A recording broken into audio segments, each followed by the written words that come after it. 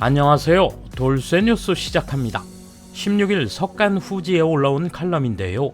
제목은 문화 홍보 국책으로 못하는 일본, 코로나19 사태로 관심은 이태원 클래스 한국으로입니다. 외국인 관광객 개방을 동시에 실시한 한국과 일본, 각각 한 달 동안 방문한 외국인 관광객 수에서 큰 차이로 한국에 뒤진 일본을 조명한 칼럼인데요.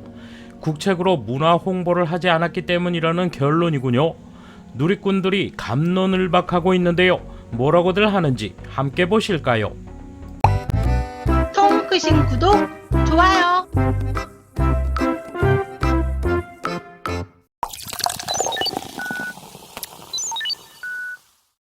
6월 동시에 외국인 관광객의 입국을 재개한 일본과 한국.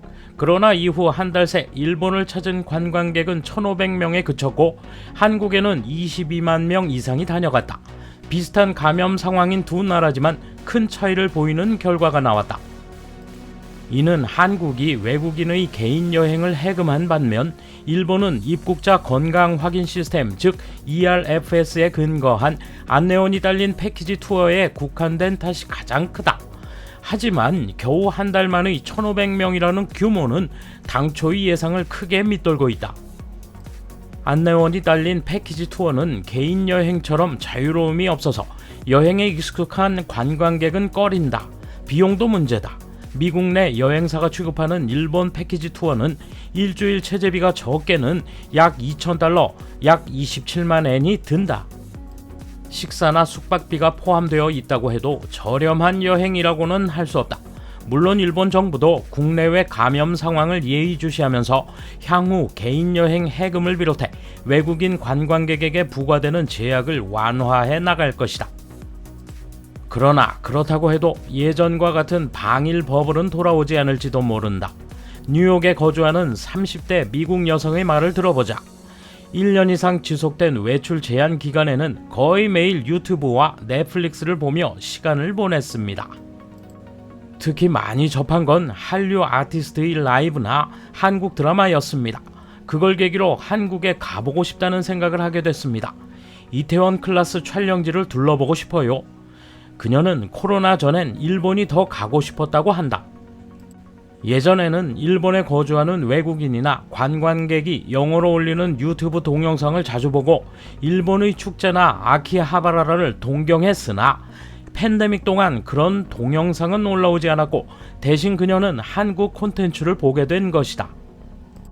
물론 이런 목소리가 외국인 관광객을 대표하는 건 아니지만 국책으로 문화 콘텐츠 수출을 적극 추진해온 한국과 SNS 등에서의 자연 발생적 홍보만을 의지한 일본을 묘하게 대비시키고 있다. 완전히 뒤처진 일본 만회할 수 있을까?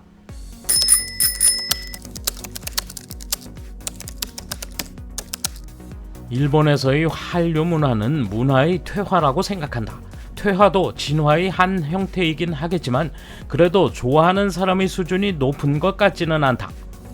서구인들에게는 아시아 문화 자체가 흔치 않기 때문에 일회성 홍역처럼 유행하는 일은 있을지 몰라도 나에게는 새로울 게 없다. 하나의 장르로 존재해도 좋겠지만 높이 받드는 이유를 알 수 없다. 일본이 문화 홍보에 너무 조심스러워하는 건 알지만 이것을 국책으로 해야 할지는 논의해봐야 한다. 홍보에 지지부진한 분야만 그렇지 않을 뿐 일본의 애니메이션과 만화는 대단하다. 일본 드라마나 영화에는 매력이 없어서 국책으로 홍보해도 소용없다고 생각하지만 일본 음악은 더 해외로 진출했으면 좋겠다.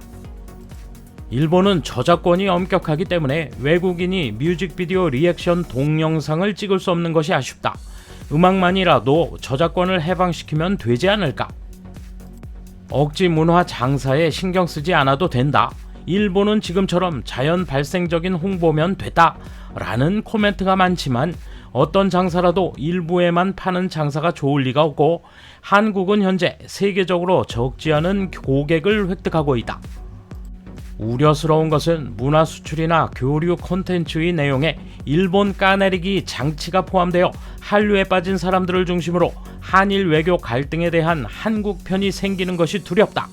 문화 수출은 그것이 주된 목적 중 하나일 것이다.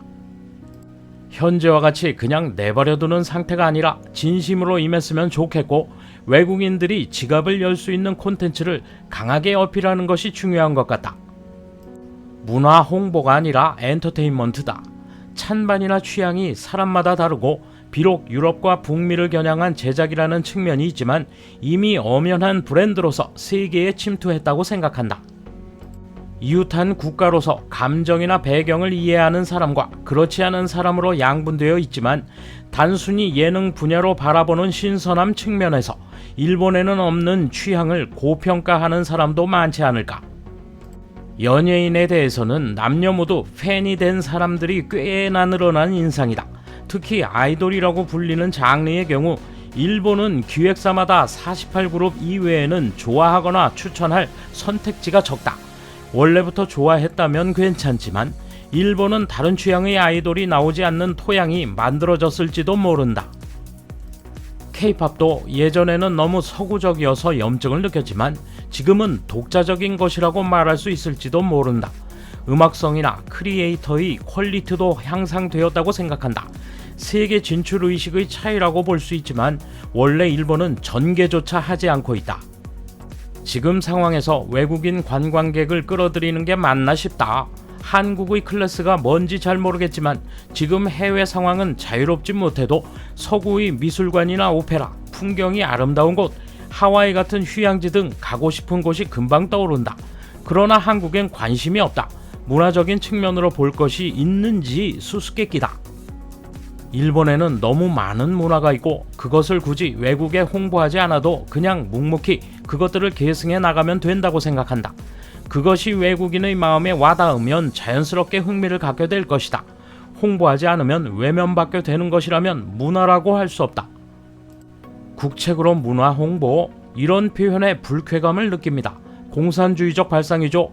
우리의 익숙한 문화는 영국이나 미국, 프랑스, 이탈리아든 어디든 국책으로 홍보가 이루어진 것은 아닙니다. 문화 자체의 매력으로 받아들여져 온 것입니다. 일본은 문화 본래의 가치관으로 가는 게 좋다고 생각합니다. 아사쿠사는 코로나19 팬데믹 전엔 외국인 투성이어서 깜짝 놀랐습니다. 지금은 레이스가 예쁜 기모노 입은 여자들로 넘쳐납니다. 탈을 쓰거나 다양한 헤어스타일, 기모노를 저렇게 입는 방법도 있구나 하며 놀랐습니다. 어느 카페나 거리나 일본인 관광객 투성이입니다. 이대로 일본인 장사를 하고 있으면 됩니다. 일본의 문화는 애니메이션으로 홍보되어 이슬람권이든 아시아권이든 유럽이든 일본의 봉오도리와 여름 축제가 개최되었죠. 한국처럼 국가가 문화를 홍보하지 않더라도 일본은 기모노, 칼, 식칼, 역사, 일식, 문화유산 등 매력이 많습니다. 한국에 관광 가서 볼만한 게 뭐가 있을까요? 코로나뿐 아니라 여러 질병도 있고 지금은 외국인 관광객을 적극적으로 초대하지 않아도 됩니다. 뭐 일본이 프리젠테이션에 서툴다는 건 어제 오늘의 일은 아니다. 그렇다고 그냥 국책을 중요시할 것도 아닌 것 같다. 이 기사에도 나와 있지만 원래 일본 정부가 만든 관광 홍보물보다 일본에 있는 해외 분들의 동영상이 더 효과가 있는 것 같다. 일본의 경우는 국책이 아니라 자연스러운 편이 힘이 있다. 한국처럼 밀어붙일 생각인가? 국책으로 정부가 홍보해도 실패한다. 쿨재팬은 어떻게 되었는가? 중간에 빼먹는 컨설팅 회사나 광고 대리점 입장에서는 좋았을걸. 정부가 쓸데없는 짓을 하지 않았으면 좋겠다. 이 기사는 누구의 의뢰로 쓰인 거야? 돌쇠 한마디. 아주 지겹게도 국책거리는군요. 국책 때문에 되는 거면 왜들 가만히 있는 거죠? 자기네가 지는 이유를 외면하고 그저 덮어보려는 심산 참 짠하네요. 감사합니다. 돌쇠 물러갑니다. 이번 소식은 여기까지입니다.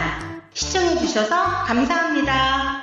돌쇠처럼 꼬직하게, 마님처럼 화끈하게.